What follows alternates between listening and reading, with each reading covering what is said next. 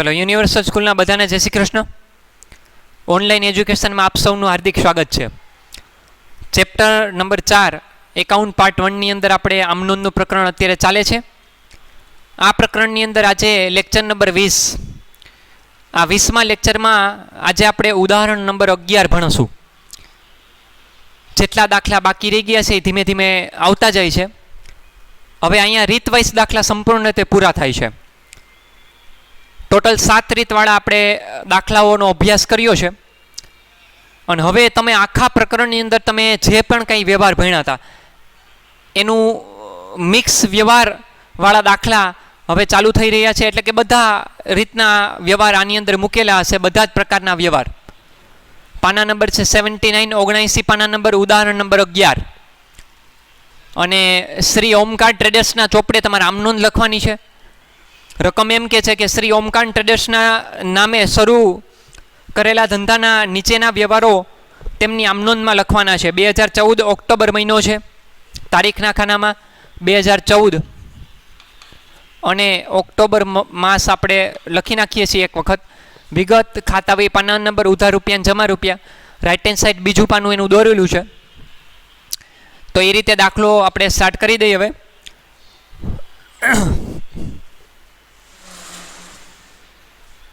रकम रीड करिए। पहली तारीख रुपया 40,000 रोकड़ा, रुपया 10,000 फर्निचर, 8,000 माल स्टॉक और 20,000 प्रज्ञानी 8% लोन थी धंधो शुरू करियो। बहुत सरस मजानो व्यवहार है। 40,000 रोकड़ा लेवा, 10,000 रुपया फर्निचर लेवा, सामे पक्षे 8,000 रुपया माल स्टॉक लेवा, साथे साथे ई ज दिवसे 20,000 प्रज्ञा पासेथी 8% लोन लावी अने धंधो शुरू करियो। तो आ लोनना पैसा जे आव्या होय, सांभळजो, 20,000 रुपया ये रोकड़ा जे आव्या होय, कांई नथी कीधुं एटले रोकड़ा जे आव्या हशे। तो आपणे घरेथी रोकड़ा केटला लई लेवा? 40,000 अने लोन पेटे रोकड़ा केटला लेवा? 20,000। तो टोटल धंधामां रोकड़ा केटला आव्या? 40 ने 20 बीजा एटले 60,000 रुपया रोकड़ा आव्या कहेवाय ने। रोकड़ आवे तो शुं थाय? तो के उधार।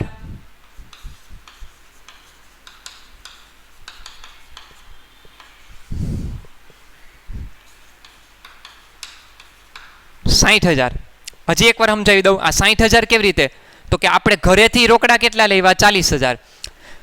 20,000 रुपयानी प्रज्ञा पासेथी 8% लोन पण लेवा। तो ए लोननी रकम ए धंधामां रोकड़ स्वरूपे आवी होय ने, कांई नो के एटले रोकड़ा ज आव्या होय, नकर चेकनी उल्लेख होय, पण ए रोकड़ा आव्या छे। तो टोटल धंधामां रोकड़ा केटला आव्या? घरेथी आव्या 40, लोन पेटे लेवा 20, 40 ने 20 60,000। रोकड़ आवे, मिलकत आवे, मिलकत आवे तो उधार, रोकड़ खाते उधार 60,000।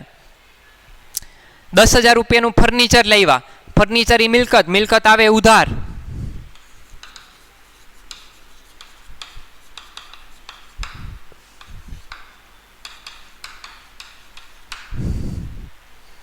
$10,000।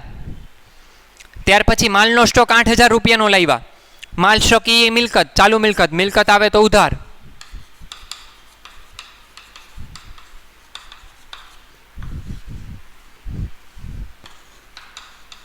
8,000।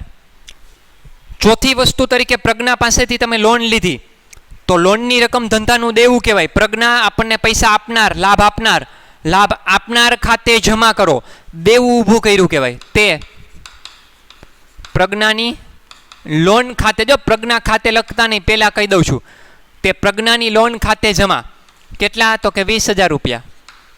तो हवे तमने एक सूत्र मैं लखाव्युं हतुं, चोखी मिलकत એટલે કે મૂડીનું સૂત્ર યાદ છે? कुल मिलकतमांथी कुल देवा बाद करो એટલે ધંધાના માલિકની મૂડી મળે। તો આ 60 60 ને 10 કેટલા? 70 70 ને 8 78 78 માંથી 20,000 रुपया बाद करो એટલે 58,000 रुपया આવશે, જે ધંધાના માલિકની મૂડી તરીકે ઓળખવામાં આવશે। એના ચોખ્ખી મિલકત કહેવાય એને। ઉધારવાળી વસ્તુનો સરવાળો કરો અને એમાંથી જમાની વસ્તુ બાદ કરો, પાછળ જે તફાવત વધે એ ધંધાના માલિકની મૂડી કહેવાય। એને કહેવાય कुल मिलकतमांथी कुल देवा बाद कर्या कहेवाय, એ ચોખ્ખી મિલકત કહેવાય। એટલે તે મૂડી ખાતે જમા કેટલા રૂપિયા? 58,000। એ તો જો કે એમને ખબર પડી જાય। આ 60,000 માં તો 20,000 તમારે પ્રજ્ઞાની લોનના રોકડા હતા ને, આપણે ઘરેથી રોકડા કેટલા કાઢ્યા હતા? 40, 40 ને 10 50, 50 ને 8 58, 58,000 થઈ ગયા જમા। જોઈ લ્યો મૂડી ખાતે। બાબત જે હું લખશો આમાં, રોકડ, ફર્નિચર, માલ સ્ટોક અને પ્રજ્ઞા પાસેથી લોન લઈ ધંધો શરૂ કર્યો તેના બીજી તારીખ, પેઢીના મુહૂર્ત વખતે આઈસ્ક્રીમ તથા અન્ય ખર્ચ ₹3500 થયો. એટલે કે તમે ઓપનિંગ સેરેમની એટલે તમે ઓપનિંગ કર્યો છે તમારા બિઝનેસને અને ઉદ્ઘાટન પ્રસંગે જે ખર્ચો કરો એ ધંધાનો પરચુરણ ખર્ચ ગણવામાં આવશે. ઉપજ ખર્ચવાળી રીતમાં આ ટોપિક ભણવામાં આવ્યો તો આપણે થિયરીમાંય ભણાવ્યું હતું મેં તમને. આને પરચુરણ ખર્ચ કહેવાય. એટલે પરચુરણ ખર્ચ ખાતે ઉધાર કરશું. તારીખ છે બીજી,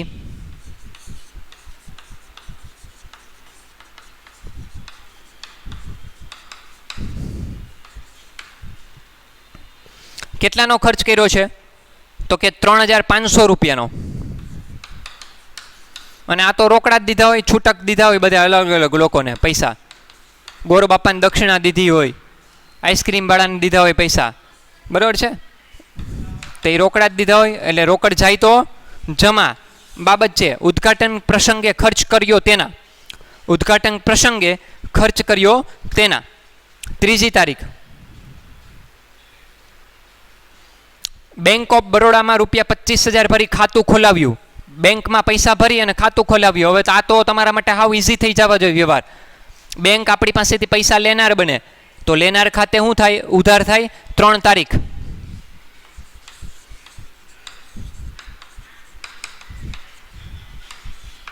બેંક ખાતે ઉધાર ₹25,000 રોકડા બેંકમાં ભરી આવ્યા, ખાતું ખોલાવ્યું, ધંધામાંથી રોકડ જાય, રોકડ જાય તો જમા.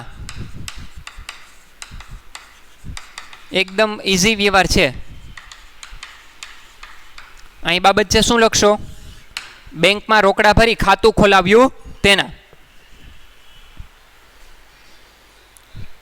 ચોથી તારીખ, ઇલેક્ટ્રોનિક કાંટો ₹4000 ખરીદ્યો.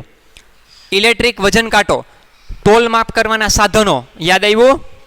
તોલ માપ કરવાના કોઈ પણ પ્રકારના ખર્ચા હોય એને તોલાઈ કહેવાય. પણ તોલ માપ કરવાના, વજન કરવાના જેટલા સાધનો હોય, ત્રાજવા, વજનિયા, કાટલા, ઇલેક્ટ્રિક વજન કાંટો, તો એ વજન કરવાના સાધનોને નામની ભાષામાં ડેડ સ્ટોક કહેવાય અને એ ધંધાની મિલકત કહેવાય. આ મિલકત તમે ક્યાંથી લીધી છે એ આપણને કીધું નથી. ખરીદ્યો એટલે ખરીદ ખાતે લખતા નહીં, પણ હું ખરીદ્યું, મિલકત ખરીદી છે તો મિલકતનું નામ આવે. માલ ખરીદો તો જ ખરીદ ખાતે શબ્દ આવે. એટલે તમારે ઇલેક્ટ્રિક વજન કાંટો ₹4000 ક્યાંથી લીધો એ નથી કીધું. વ્યક્તિના નામનો ઉલ્લેખ નથી રોકડ ચેક શબ્દનો ઉલ્લેખ. જો કોઈ વ્યવહારમાં વ્યક્તિના નામનો કે રોકડ ચેક શબ્દનો ઉલ્લેખ ન હોય તો એવા વ્યવહારને આપણે રોકડ વ્યવહાર ગણવાનો છે. વજન કાંટો એટલે મિલકત, ડેડ સ્ટોક એટલે વજન કાંટો લખતા નહીં આમાં, એને ડેડ સ્ટોક કહેવાય. એ નામાની ભાષામાં એ શબ્દ તરીકે ઓળખવામાં આવે છે. મિલકત, માલ કે મિલકત આવે તો શું થાય તો કે ઉધાર. તારીખ છે 4, ડેડ સ્ટોક ખાતે ઉધાર. કેટલા રૂપિયા તો કે 4000. અને આ રોકડ વ્યવહાર છે. ધંધામાંથી રોકડ જાય તો જમા ₹4000. બાબત છે ઇલેક્ટ્રિક વજન કાંટો ખરીદ્યો તેના. ત્યાર પછી 5 તારીખ, નવકાળ ટ્રેડર્સ પાસેથી ₹5000નું એક યંત્ર ખરીદ્યું અને યંત્ર ગોઠવણી ખર્ચના ₹500 ચૂકવ્યા. આ મિલકતનો વ્યવહાર આવ્યો. નવકાળ ટ્રેડર્સ પાસેથી ₹5000નું યંત્ર ખરીદ્યું. આટલો કટકો જુદો પાડીને વ્યવહારને ઓળખો. તો કે નવકાળ ટ્રેડર્સનું નામ છે, રોકડ કે ચેકનો ઉલ્લેખ નથી, એટલે આ વ્યવહાર કેવો કહેવાય તો કે ઉધાર વ્યવહાર કહેવાય. પાછળ, બેક સાઈડ, પાછળનો વ્યવહાર તમે વાંચો. અને યંત્ર ગોઠવણી ખર્ચના ₹500 ચૂકવ્યા. તો અહીંયા ચૂકવ્યા શબ્દ છે. યંત્ર ગોઠવવા માટે જે મજૂર આવ્યા હોય એને તો રોકડા જ દેવા પડે ને, એટલે એ પાછળનો વ્યવહાર છે એ રોકડ વ્યવહાર છે. આવી ગયેલો વ્યવહાર છે. આ મિલકત અંગેના વ્યવહારમાં મેં તમને ભણાવ્યો હતો ટોપિક. મિલકત ખરીદતા, મિલકતની પાછળ કરાતા ખર્ચા.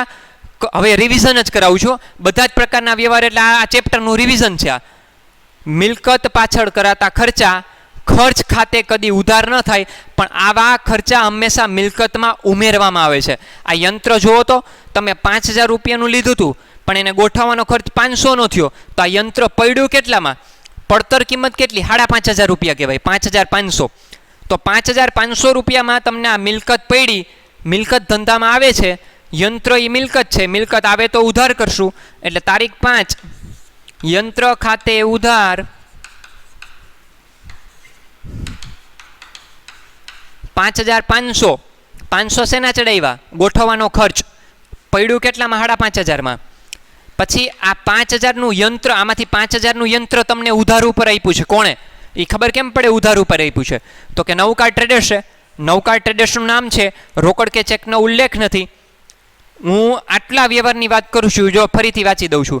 નવકાર ટ્રેડર્સ પાસેથી ₹5,000નું યંત્ર ખરીદ્યું. આટલો વ્યવહાર જે છે ને એ ઉધાર વ્યવહાર છે. પાછળ જે 500 રૂપિયાવાળો છે એ તો ગોઠવા આવ્યા હોય મજૂરી, કંઈ થોડા પૈસા બાકી રાખે.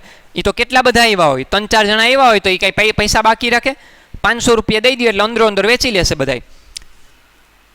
એટલે આ 5,000નું યંત્ર નવકાર ટ્રેડર્સ આપણને આપનાર બને. યંત્ર આપણને અત્યારે ઉધાર ઉપર, શાખ ઉપર આપ્યું છે. મારું ધંધાનું દેવું કહેવાય. કોના પ્રત્યેનું? નવકાર ટ્રેડર્સ પ્રત્યેનું. તો નવકાર ટ્રેડર્સ જે છે યંત્ર એટલે કે લાભ આપનાર છે. આપનાર ખાતે જમા કરો. નવકાર ટ્રેડર્સ ખાતે જમા કરો. કેટલા? 5,000. તે યંત્ર ખાતે ઉધાર 5,500, તે નવકાર ટ્રેડર્સ ખાતે જમા 5,000. અને આમાંથી ઓલા 500 જે ઓલા ચૂકવા હતા ગોઠવવાનો ખર્ચ, એ તો રોકડમાં દીધો ને તમે, એટલે રોકડ જાય તો જમા. તે રોકડ ખાતે જમા. કેટલા? 500 રૂપિયા. જોઈ લ્યો, આમાં ક્યાંય ગોઠવવાનો ખર્ચ આવ્યો જ નહીં. કાં તો કે આ મિલકતનો વ્યવહાર છે. હમણાં જો માલનો વ્યવહાર હોત તો મારે ખર્ચ ખાતે એ લખવા પડે, મારે લારી ભાડા કે મજૂરી ખર્ચ ખાતે, બરાબર? પણ અત્યારે આ મિલકતનો વ્યવહાર છે એટલે એ ખર્ચા મિલકતમાં ઉમેરવા પડે. રાઈટ? ચલો, ત્યાર પછી તમને 8મો વ્યવહાર આપ્યો છે. શિવમ ટ્રેડર્સમાંથી ₹10,000નો માલ 10% વેપારી વટાવે અને ખરીદ્યો. લારી ભાડાના ₹50 રોકડા ચૂકજો. આવ્યો આ વ્યવહાર, હું કહેતો તો એ જ વ્યવહાર આવ્યો. શિવમ ટ્રેડર્સમાંથી ₹10,000નો માલ 10% વેપારી વટાવે ખરીદ્યો. આટલો વ્યવહાર કેવો છે? તો કે ઉધાર. કાં તો કે શિવમ ટ્રેડર્સનું નામ છે, રોકડ કે ચેકનો ઉલ્લેખ નથી એટલે વ્યવહાર ઉધાર છે. પાછલું વાક્ય વાંચો. લારી ભાડાના ₹50 રોકડા ચૂકવ્યા. આના માટે મેં સ્પેશિયલ તમને 3 વ્યવહાર બનાવીને એક દાખલો ભણાવ્યો હતો એક લેક્ચરમાં. કહું કેદી? ઉદાહરણ 5 જેદી ભણાવ્યું હતું ને એ જ લેક્ચરમાં. તો ત્યારે એક નોંધ લખાવી હતી મેં તમને કે જો માલની ખરીદ વેચાણની પ્રવૃત્તિ કરતા એની પાછળ, માલની પાછળ કોઈ પણ પ્રકારના ખર્ચા કરો, મજૂરી છે, લારી ભાડું છે, XYZ કોઈ પણ ખર્ચો કરો, અને આવો ખર્ચો કોણ ભોગવશે? તેમના વતીને, આપણા વતીને એવા કોઈ શબ્દ ન હોય તો તમારે માની લેવાનું કે એ ધંધાના માલિક એટલે કે આપણે ભોગવેલા છે એ ખર્ચા, એમ માની લેવાનું. એ આપણો ખર્ચ છે માની લેવાનું. તો હવે કેવી રીતે આમ નોંધ કરશો એ શીખી લ્યો. મેં ભણાવી હતી, આ ફરીથી ભણાવું છું. શિવમ ટ્રેડર્સમાંથી ₹10,000નો માલ 10% વેપારી વટાવે ખરીદ્યો. પેલું તો એ કામ કરો કે વેપારી વટાવ બાદ કરી નાખો. હવે જ ખબર હોય તમને, ઘણા બધા વેપારી વટાવને રોકડ વટાવવાળા વ્યવહાર મેં તમને ભણાવ્યા. વેપારી વટાવનો નિયમ બધા જ પ્રકારના વ્યવહાર ઉપર ગણવો પડે. બીજો નિયમ, વેપારી વટાવ ચોપડે કદી નોંધાય નહીં. વેપારી વટાવ મોઢે બાદ કરતા આવડવો જોઈએ. 10,000ના 10% ₹1,000 થાય.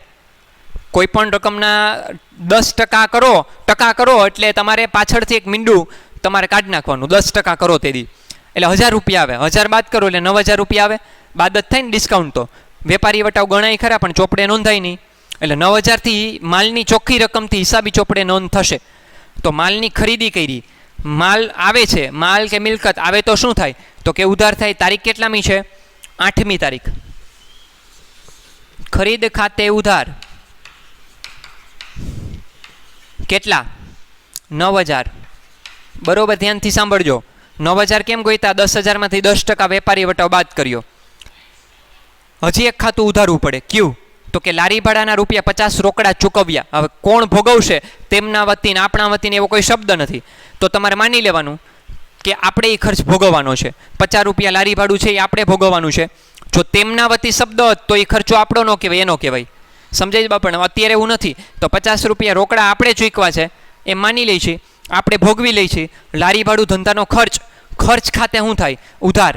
જો આગલા વ્યવહારમાં એ વસ્તુ ન આવી, કાંઈ મિલકતનો વ્યવહાર હતો, આ માલનો વ્યવહાર છે એટલે લારી ભાડા ખાતે ઉધાર કેટલા રૂપિયા? ₹50. પછી તે, બરોબર ધ્યાનથી સાંભળજો, 2 ખાતા હું જમા કરું છું. આ ખરીદ્યો માલ ₹9,000નો, એ વ્યવહાર ઉધાર હતો ને, તો પહેલાં જ મેં તમને સાબિતી આપી દીધી. કોની પાસેથી ખરીદ્યો તો માલ? શિવમ ટ્રેડર્સમાંથી. શિવમ ટ્રેડર્સનું નામ છે, રોકડ કે ચેકનો ક્યાંય ઉલ્લેખ નથી. એટલે 9,000 રૂપિયા મારે શિવમ ટ્રેડર્સને ભવિષ્યમાં આપવાના થાય, કારણ કે એણે મને અત્યારે લાભ આપ્યો છે. લાભ આપનાર ખાતે શું થાય? તો કે જમા થાય.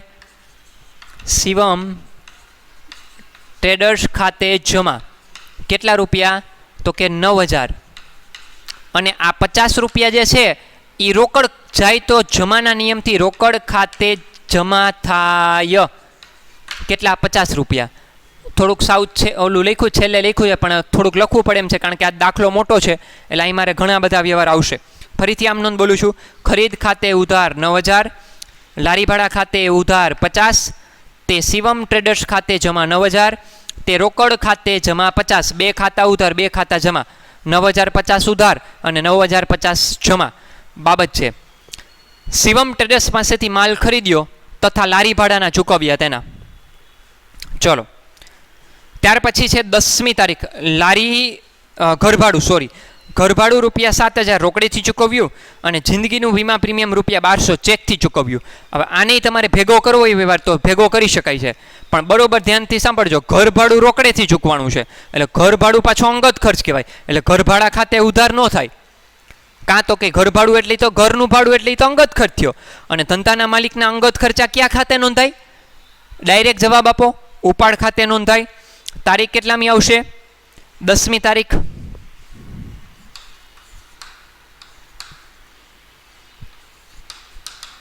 સંયુક્ત આમ નોંધ બનાવું છું. ઉપાડ ખાતે ઉધાર, બરાબર છે. ઉપાડ ખાતે 1 મિનિટ ઊભા રહેજો. ઓકે. ઘરભાડું 7,000 રૂપિયા અને જિંદગીનું વીમા પ્રીમિયમ 1200 ચેકથી. તો જીવન વીમો એ અંગત ખર્ચ જ કહેવાય ને, એટલે બે ઉપાડ જ કહેવાશે. ઘરભાડું ને જીવન વીમા પ્રીમિયમ એટલે ઘરભાડાના 7,000 અને જિંદગીનું વીમા પ્રીમિયમ 1200. 7 ને 1 8, 8200 રૂપિયાનો ઉપાડ કર્યો કહેવાય ધંધાના માલિકે. 8,200 એટલે એક સાથે જ આમ નોંધ થશે 8200. 8,200 લખ્યા છે અહીંયા. બે ઉપાડ ભેગા થયા, એક ઘરભાડું અને એક છે જીવન વીમા પ્રીમિયમ. બંને જે છે એ ધંધાના માલિકનો અંગત ખર્ચ કહેવાશે. બેયનો સરવાળો કરું એટલે 8,200. પણ 8,200 માંથી 7,000 રૂપિયા ઘરનું ભાડું એ રોકડથી ચૂકવાનું. જો એમાં લખ્યું છે રોકડેથી, એટલે રોકડ જાય તો શું થાય? તો કે જમા.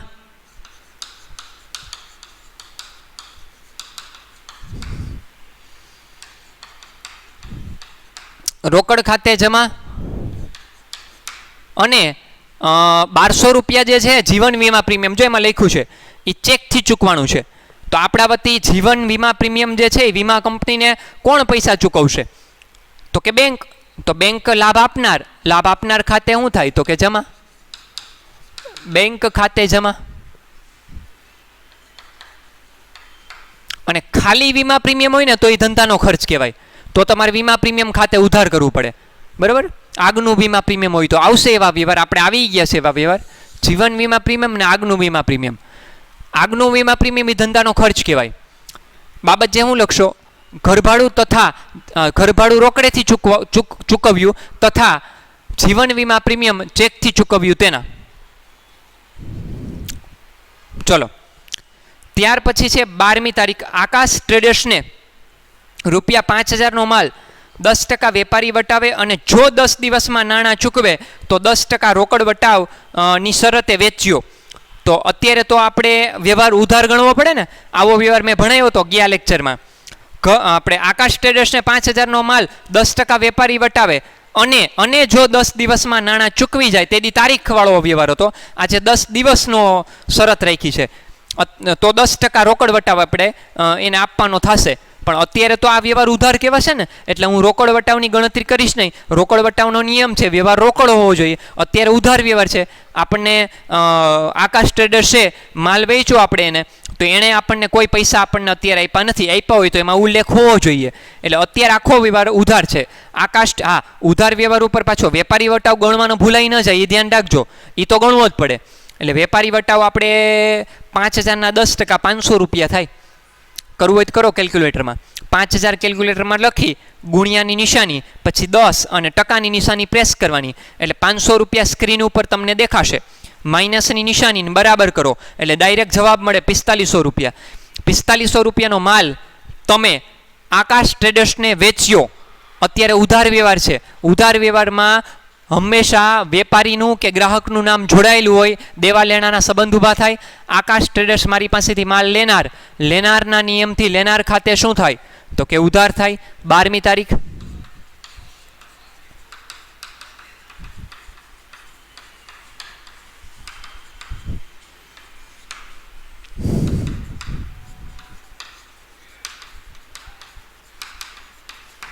આકાશ ટ્રેડર્સ ખાતે ઉધાર તે વેચાણ ખાતે જમા. કેટલા રૂપિયા તો કે 4500 રૂપિયા.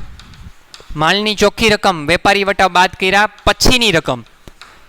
હિસાબી ચોપડે કઈ રકમથી નોંધ થાય? માલની ચોખ્ખી રકમથી 4500 રૂપિયાથી.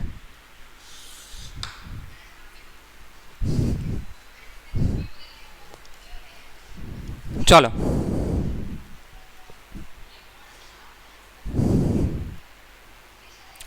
બાબત જે હું લખશો, આકાશ ટ્રેડર્સને માલ વેચ્યો તેના, બસ એટલું જ લખવાનું. 15મી તારીખ આકાશ ટ્રેડર્સે તારીખ 12ના વ્યવહારના અડધા નાણાં ચેકથી ચૂકવ્યા. એટલે એણે ચૂકવા આપણને મળ્યા.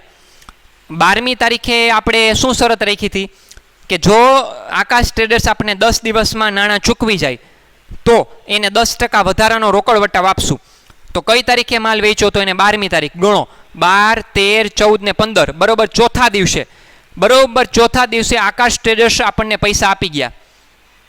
આકાશ ટ્રેડર્સ પૈસા આપી ગયા તો મારે એને હવે રોકડ વટાવ આપવો પડશે, બરોબર ને. પણ જો અડધા નાણાં ચેકથી ચૂકવ્યા એટલે મારે આકાશ ટ્રેડર્સ પાસેથી 4500 રૂપિયા લેવાના હતા. જો અહીં 4500નો માલ વેચ્યો હતો ને આર્યો, એના અડધા એટલે ભાગ્યા 2 કરો એટલે કેટલા આવે?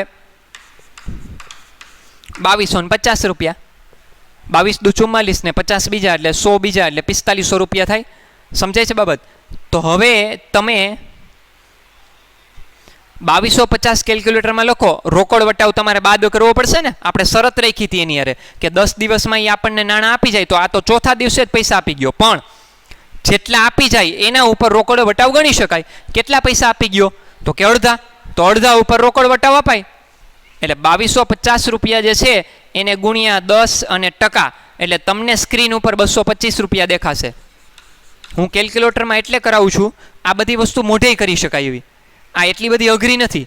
આ 2250ના 10% 1 મીંડું કાઢી નાખો એટલે હવા 200 રૂપિયા થાય, 225 રૂપિયા. પણ કેલ્ક્યુલેટરમાં તમને થોડુંક હાથ બેસે એટલા માટે પ્રેક્ટિસ કરાવું છું તમને. 225 ગણતરી તમને કેલ્સીમાં પણ આવડવી જોઈએ ને, તમને પરીક્ષામાં તમારે ફટાફટ જવાબ દેવાના હશે એટલા માટે. માઇનસ 10% રોકડ વટાવ એટલે રોકડ વટાવ બાદ કરું 225 રૂપિયા એટલે 2225 રૂપિયા આવે. 2275 રૂપિયા આવે. 25 ને ઓકે 2225 જ આવશે.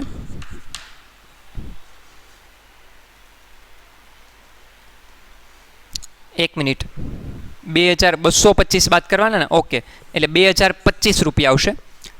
25 રૂપિયા ખાલી બાદ નથી કરવાના, 2025 રૂપિયા આવશે. હવે આ જે છે એ તમારે ચેક દ્વારા મળેલી રકમ, ચેકથી મળ્યા, આની સામે શું લખી નાખશો? ચેકથી મળ્યા કહેવાય. એટલે આ ચેક મળ્યો કોની પાસેથી તો કે આકાશ ટ્રેડર્સ પાસેથી 2025 રૂપિયાનો ચેક મળ્યો. તારીખ કેટલામી છે? 15મી તારીખ છે ને, ઓકે. ચેકથી પૈસા મળે છે એટલે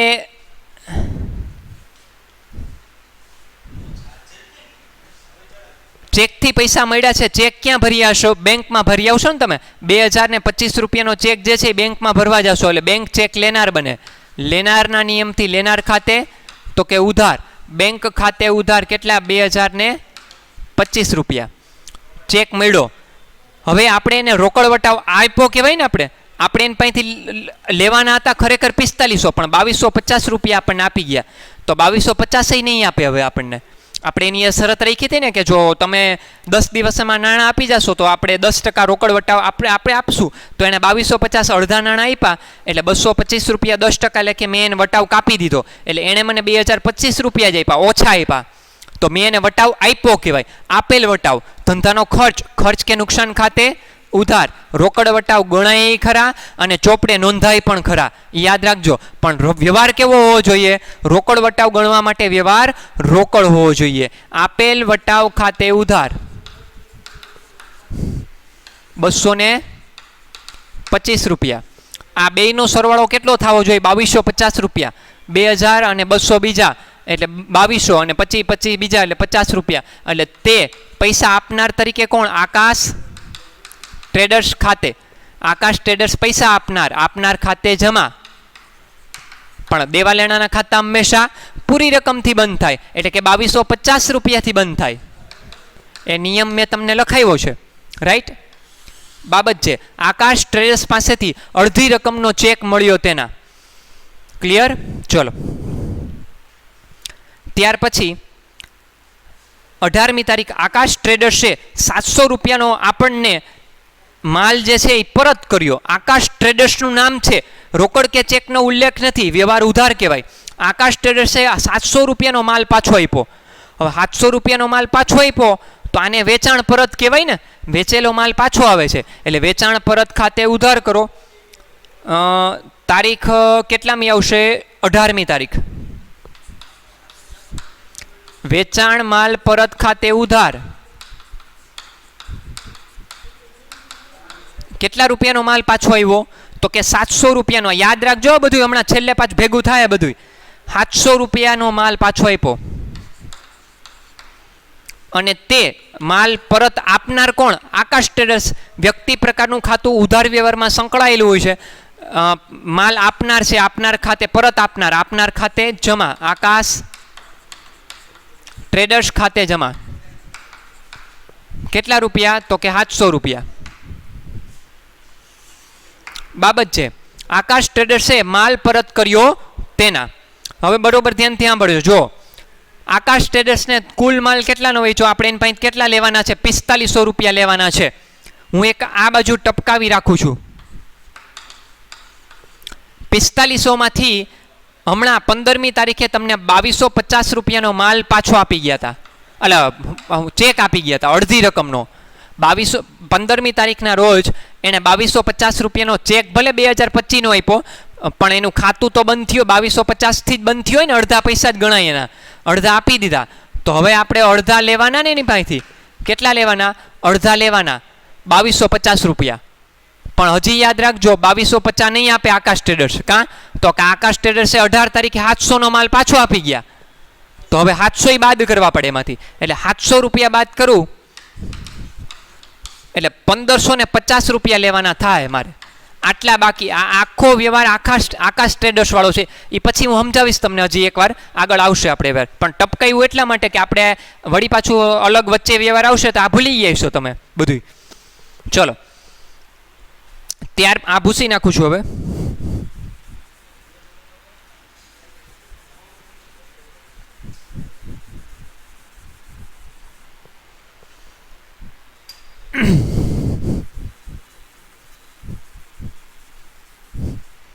ત્યાર પછી 20મી તારીખે બેંક ઓફ બરોડામાંથી દુકાન ખર્ચ માટે રૂપિયા 2000 રોકડા ઉપાડ્યા. બેંક ઓફ બરોડામાં ખાતું ખોલાવ્યા હતા ને, હવે ખર્ચની જરૂર પડી, દુકાન ખર્ચ માટે 2000 રોકડા ઉપાડ્યા. હવે આમાં વિદ્યાર્થીઓ બહુ ગોટા મારે છે. દુકાન ખર્ચ માટે રોકડા ઉપાડે ને એટલે દુકાન ખર્ચ ખાતે ઉધાર કરે. ખર્ચ શબ્દ સાંભળે ને એટલે ચમકે. ખર્ચ કે નુકસાન ખાતે તો કે ઉધાર થાય, પણ ખર્ચ કર્યો જ નથી. આમાં ખર્ચ કર્યો જ નથી. એમાં એવી સૂચના છે કે બેંક ઓફ બરોડામાંથી દુકાન ખર્ચ માટે રૂપિયા 2000 રોકડા ઉપાડ્યા છે.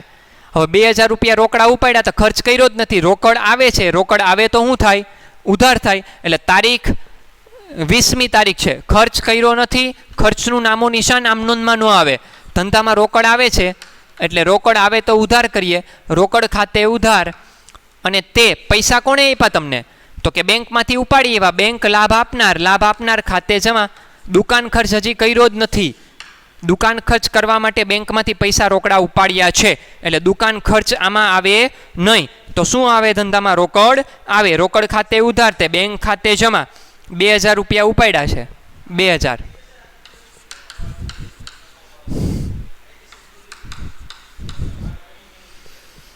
ચલો, ત્યાર પછી 21મી તારીખ અમર ટ્રેડર્સમાંથી રૂપિયા 6000નો માલ 10% વેપારી વટાવ અને 5% રોકડ વટાવે ખરીદ્યો. અડધા નાણાં રોકડા ચૂકવ્યા. આ વ્યવહાર અંશતઃ રોકડ અને અંશતઃ ઉધાર વ્યવહાર છે.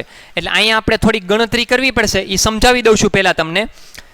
ગણતરી ઘણી વખત સમજાવેલી છે. ઓલા 2 ડિવિઝનવાળો આ ટોપિક જે છે એ ભણવાનો થશે. કારણ કે અંશતઃ રોકડ ને અંશતઃ ઉધાર વ્યવહાર છે. અમર ટ્રેડર્સ પાસેથી 6000નો માલ ખરીદ્યો. એટલે અહીંયા પહેલાં આપણે 6000 રૂપિયા લખીએ.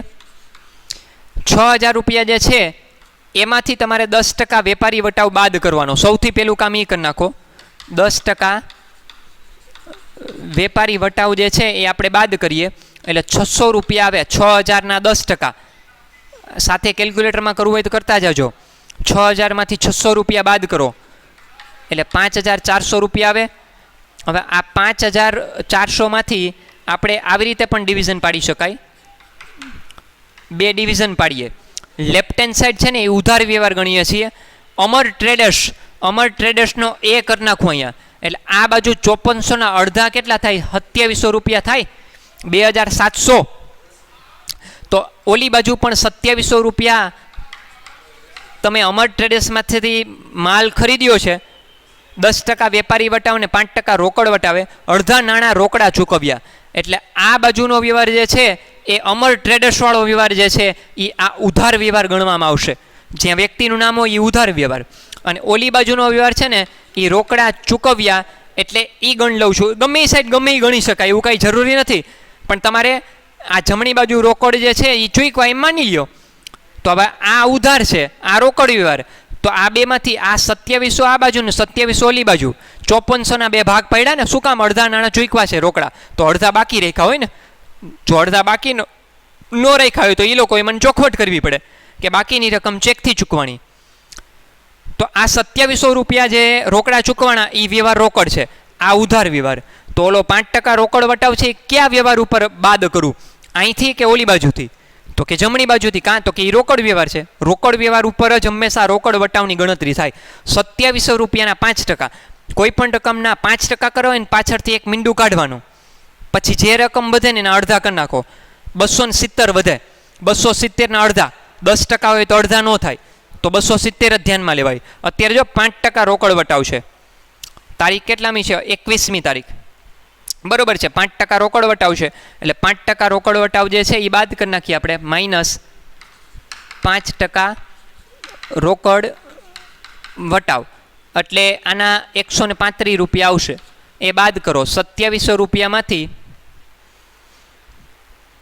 આપણે 135 રૂપિયા બાદ કરીએ એટલે 2565 રૂપિયા આવે. આ રોકડ ચૂકવી. 2565 રૂપિયાની તમે રોકડ શું કરી કહેવાય? ચૂકવી કહેવાય. કારણ કે માલ ખરીદ્યો છે. આ તમારો 135 રૂપિયાનો રોકડ વટાવ. 135 રૂપિયા, રાઈટ? ચલો હવે આના ઉપરથી આપણે આમ નોંધ પસાર કરશું. તારીખ આવશે તમારે 21મી તારીખ છે. 21મી તારીખના રોજ તમે માલ ખરીદ્યો. માલની ચોખ્ખી રકમ જો હવે વારે ઘડીએ હું લખતો નથી. વેપારી વટાવ બાદ કર્યા પછી જે આંકડો આવ્યો હોય ને એને માલની ચોખ્ખી રકમ કહેવાય. હિસાબી ચોપડે માલની ચોખ્ખી રકમથી નોંધ થાય. એટલે ખરીદ ખાતે ઉધાર માલ આવે. માલ આવે તો શું થાય? ઉધાર. ખરીદ ખાતે ઉધાર 5400 રૂપિયા. બદલામાં તમે આ 2700 અડધા રૂપિયા બાકી રેખા, અડધા ચૂકવા. તો પેલા આ વ્યવહાર લઈ લે. અડધા બાકી રેખા કોની પાસે બાકી રેખા? નામ શું છે પેઢીનું? અમર ટ્રેડર્સ. માલ આપનાર, લાભ આપનાર ખાતે જમા કરો. તે અમર ટ્રેડર્સ ખાતે જમા. કેટલા? 2700 રૂપિયા. ત્યાર પછી અડધા નાણાં રોકડા ચૂકવા. એટલે રોકડ ચૂકવી કેટલી? જો આ લખ્યું 2565. વટાવ રોકડ વટાવ આપણને મળ્યો એટલે રોકડ વટાવ બાદ કર્યા પછીની રકમ ચૂકવાણી હોય 2565 રૂપિયા. એટલે તે ધંધામાંથી રોકડ જાય તો રોકડ જાય તો શું થાય? જમા. તે રોકડ ખાતે જમા 2565 રૂપિયા. આ ગણતરી તમારી પાસે PDF ફાઇલમાં પણ હશે. બરાબર? તે છેલ્લો ખાતું હવે કયું જમા કરવું વિચારો. તો કે આ રોકડ વટાવ કેટલો? 135. વેપારી વટાવ 600. ગણાય ખરા? ચોપડે ન નોંધાય. જ્યારે રોકડ વટાવ ગણાય ખરા, રોકડ વ્યવહાર ઉપર ગણાય અને ચોપડે નોંધાય ખરા. 135 રૂપિયા જે છે એ તમારે મળેલ વટાવ તરીકે નોંધવા પડશે. મળેલ વટાવ શું કામ એ સાબિત કરી દો. માલની ખરીદી કરી છે, માલ ખરીદો ત્યારે વટાવ મળે, માલ વેચો ત્યારે વટાવ આપવો પડે. અને બીજી રીતે સમજાવું તો કે અમર ટ્રેડર્સને મારે 2700 દેવાના હતા, એને બદલે મેં 2565 રૂપિયા જ મેં દીધા. ઓછા દીધા ને. કેટલા ઓછા દીધા? 135 રૂપિયા. વધારાનો વટાવ મળ્યો. મળેલ વટાવ ધંધાની ઉપજ, ઉપજ કે આવક ખાતે શું થાય? મળેલ વટાવ ખાતે જમા 135 રૂપિયા. હવે જો આ ત્રણેયનો સરવાળો કરો, 2700 રૂપિયા પછી 2565 અને 135 એટલે 5400 રૂપિયા થવા જોઈએ. 5400 ઉધાર ને 5400 જમા થઈ જાય છે. એટલે જેટલી રકમ ઉધાર એટલી રકમ જમા થવી જોઈએ ને. બાબત જે શું લખશો અહીંયા કે અમર ટ્રેડર્સ પાસેથી માલ ખરીદતા અડધી રકમ રોકડેથી ચૂકવી તેના. બરાબર છે? અથવા તો અમર ટ્રેડર્સ પાસેથી 10% વેપારી વટાવ અને 10% રોકડ વટાવે માલ ખરીદ્યો, અડધી રકમ રોકડેથી ચૂકવી તેના. એ રીતે પણ લખી શકાય છે. આ ગણતરી જે છે એ શીખવી પડશે. પરીક્ષામાં તમારે ક્યાંક રફ વર્કમાં કરવી પડે. આના માર્ક ન હોય પણ આ કર્યા વગર તમને જવાબ નહીં મળે. બરાબર છે? ચાલો હવે આગળ વધીએ.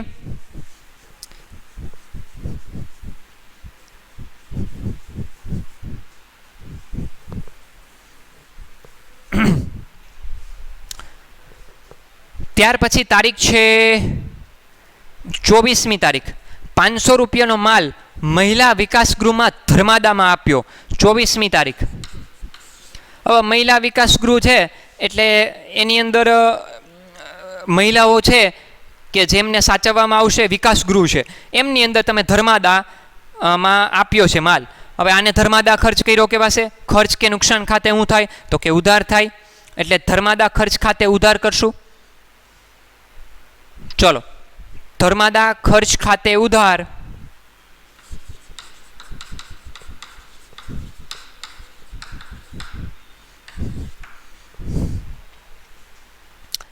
કેટલા રૂપિયા?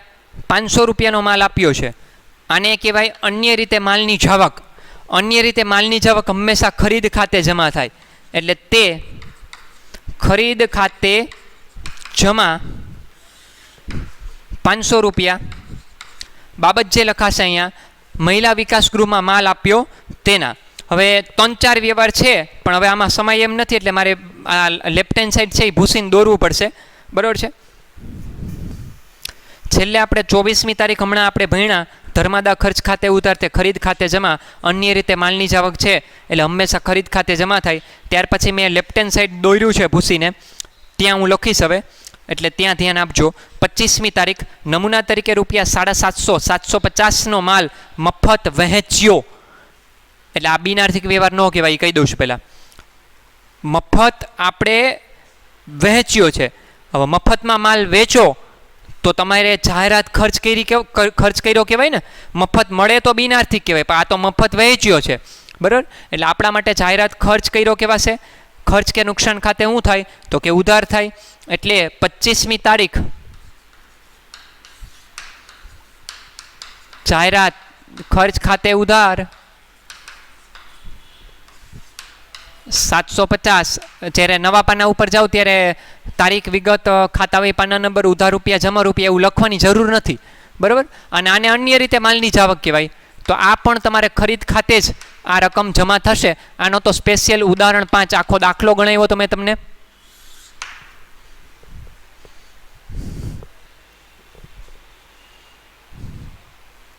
છવ્વીસમી તારીખ વિકાસ એજન્સીનો રૂપિયા. બાબત જે હું લખશો, નમૂના તરીકે માલ મફત વહેંચ્યો તેના. 26મી તારીખ વિકાસ એજન્સીનો ₹3000નો માલ મોકલવાનો ઓર્ડર આપ્યો. એજન્સીનો ને શબ્દ છે અહીંયા. 3000નો માલ મોકલવાનો ઓર્ડર આપ્યો છે. એટલે ઓર્ડર આપ્યો છે એટલે કોઈ પણ પ્રકારની બેય પક્ષકાર વચ્ચે, આપણી અને વિકાસ એજન્સી વચ્ચે માલની લેવડ દેવડ કે રકમની લેવડ દેવડ, કોઈ લેવડ દેવડ થતી જ નથી. એટલે આ એક પ્રકારનો બિનઆર્થિક વ્યવહાર ગણવામાં આવશે. આ ચોપડે નોંધાય નહીં પણ તમારે લખવું પડશે આ વ્યવહાર બિનઆર્થિક છે એવી રીતે. અને તારીખ છે 26.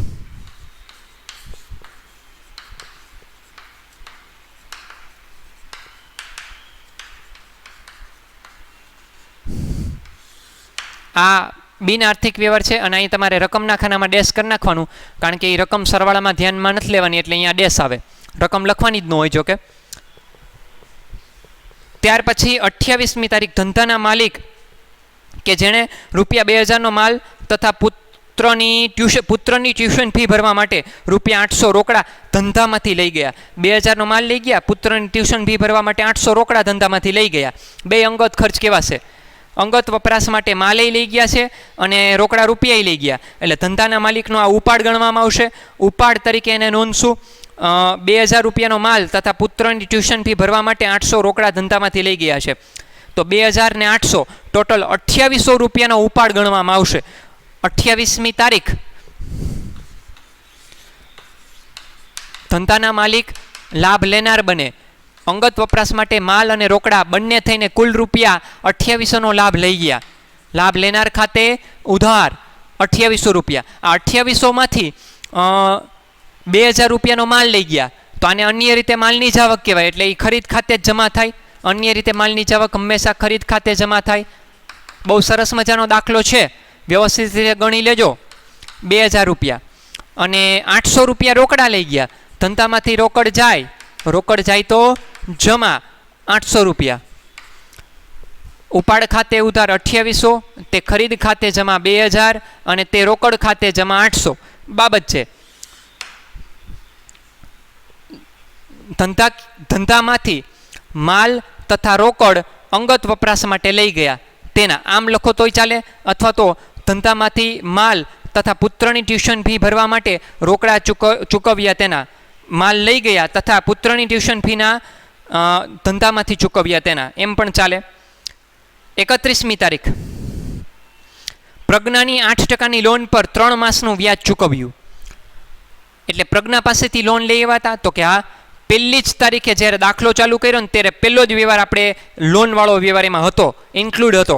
₹20000ની જો પહેલો વ્યવહાર વાંચો. ₹20000ની પ્રજ્ઞાની 8%ની લોનથી ધંધો શરૂ કર્યો. મેં સીધું પાછલું વાક્ય જ વાંચ્યું છે, કારણ કે ₹20000ની લોન પર હવે 8% લેખે 3 માસનું વ્યાજ ચૂકવાનું છે. તો અહીં લખી દઉં છું તમને, 20000ની લોન I = PRN/100. એટલે કેલ્ક્યુલેટરમાં થઈ શકે ડાયરેક્ટ. 20000 ગુણ્યા ટકા કેટલા? 8%ની લોન હતી, યાદ છે તમને? જો લખ્યું છે પહેલી તારીખમાં, એટલે 8/100 અને કેટલા મહિનાનું વ્યાજ ગણવું છે તો કે 3 મહિનાનું. તો 3/100 કેટલા મૂકવા પડે? 12. વર્ષમાં વાર્ષિક રકમ જે છે 12 મહિનાની હોય એટલે છેદમાં 12 મેં મૂક્યા છે, એટલે એ ઓટોમેટિક 3 મહિનામાં કન્વર્ટ થઈ જશે.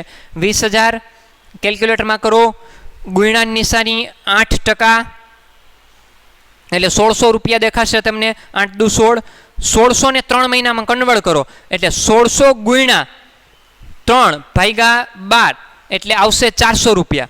તો ₹400નું પ્રજ્ઞાની લોન પર વ્યાજ ચૂકવાનું છે. તો વ્યાજ ધંધાનો ખર્ચ કે નુકસાન ખાતે શું થાય તો કે ઉધાર થાય. 31મી તારીખ શેનો ખર્ચ થયો તો કે લોનના વ્યાજ ખાતે ઉધાર. ખાલી વ્યાજ ખાતે ન લખતા. ₹400 આપણે જવાબ આવ્યો તો આની ગણતરી કરી આપણે, અને તે ચૂકવ્યું શબ્દ છે કાંઈ ન કે એટલે રોકડા ચૂકવાના હોય. રોકડ ધંધામાંથી જાય, રોકડ જાય તો જમા કરાય, રોકડ ખાતે જમા ₹400. બાબત છે પ્રજ્ઞાની લોન પર 3 માસનું વ્યાજ ચૂકવ્યું તેના, અથવા તો પ્રજ્ઞાની લોન પર વ્યાજ ચૂકવ્યું તેના, એમ લખો તોય ચાલે. હવે એક વ્યવહાર મેં તમને સમજાવ્યો હતો, મારે એ તમને સમજાવો તો આમાં નથી વ્યવહાર, મને એમ થયું આમાં છે પણ એક દાખલામાં આવશે. આપણે આગળ એક દાખલો લેશું ને ત્યારે આવશે, પણ છતાંય સમજાવી દઉં છું. તમારે પ્રેક્ટિકલ નોલેજમાં તમારે થોડોક વધારો થશે. માનો કે હજી 31મી તારીખમાં એક વ્યવહાર એડ કરું કે આ આકાશ ટ્રેડર્સવાળો વ્યવહાર હતો, એ તારીખ હતી 12, 15 ને 18. ઉપરાઉપરી 3 વ્યવહાર આવ્યા હતા. હજી 31મી તારીખમાં એવું તમને એડ કરી દે દાખલામાં કે આકાશ ટ્રેડર્સ પાસેથી બાકીની રકમ મળી. આકાશ ટ્રેડર્સ પાસેથી બાકીની રકમ મળી તો એ બાકીની રકમ ગોતવી પડે તમારે. અને કાંઈ ન કે એટલે રોકડ મળી હોય એટલે આમનું તો સિમ્પલ થાય, રોકડ ખાતે ઉધાર અને આકાશ ટ્રેડર્સ પૈસા આપનાર બને, આપનાર ખાતે જમા એટલે આકાશ ટ્રેડર્સ ખાતે જમા. પણ એક દાખલામાં એ રકમ ગોતવી પડે. હલો ગોતી દઉં તમને. જો ₹4500નો માલ વેચ્યો તો કઈ તારીખે? આકાશ ટ્રેડર્સને 12મી તારીખે. એમાંથી તમને ₹2250 15મી તારીખે એ આપણને આપી ગયા હતા, એટલે ₹2250 બાદ કર્યા મેં. તો માએ હજી એની પાસેથી લેવાના કેટલા રહે? 2250. પછી 18મી તારીખમાં એણે વેચેલો માલ 700 રૂપિયા પાછો આપી ગયા. તો સ્વાભાવિક બાબત છે, તો 2250માંથી એ 700 રૂપિયા મારે બાદ કરવા પડે ને. એટલે એ બાદ કરવું એટલે 1550 રૂપિયા વધતા હતા. જો આ રકમ તમારે આમનોન તરીકે લેવી પડે 31મી તારીખમાં. નથી એવો વ્યવહાર, આ તો હોય તો ની વાત કરું છું. 1550 રૂપિયા જે છે, 15 ને 7 22, એટલે 700 રૂપિયા 2250માંથી બાદ કરું તો મારે 1550 મારે એની પાસેથી લેવાના છે. એ ગોતવી પડે રકમ તમારે. આવશે એવો વ્યવહાર ત્યાં હું તમને શીખવાડીશ, બરાબર? લ્યો, આ બધા જ વ્યવહારવાળો દાખલો અહીંયા પૂરો થાય છે. આ દાખલો વારંવાર જોજો, વિડીયોને વારંવાર જોજો, જેથી કરીને તમને થોડુંક વધારે જ્ઞાન પ્રાપ્ત થશે. બધા વ્યવહાર આવી જાય ને એવો દાખલો હતો. ઘણા બધા સારા વ્યવહાર, ભણવા જેવા વ્યવહાર આમાં શીખવા મળ્યા તમને. આજનો દિવસ અહીં સુધી રાખું છું. બધાને જય શ્રી કૃષ્ણ.